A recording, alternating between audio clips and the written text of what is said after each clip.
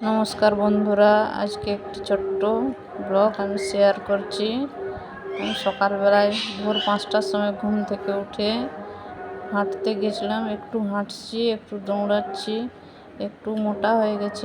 আমি আর আমার নাতনি মিলে দুজনে গিয়েছিলাম, তার ভিডিও একটু শ্যুট করেছি। দুজনে ভোরবেলা উঠে হাঁটতে গিয়েছিলাম, দুজনে মিলে খুব এনজয় করেছি। কিন্তু আজকে কুয়াশাচ্ছন্ন ছিল বলে ঠিকমতো ফটো তোলা হয়নি, নাহলে একটু সূর্য উদয় একটু দেখিয়ে দিতাম। দু সাইডে আমাদের গাছ এখানে লাগানো আছে, আর সাইডে এয়ারফোর্সের বাউন্ডারি আছে,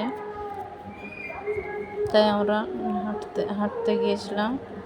এরপরে হেঁটে আসছি, এই যে এয়ারফোর্সের রাস্তায় হেঁটে আসছি।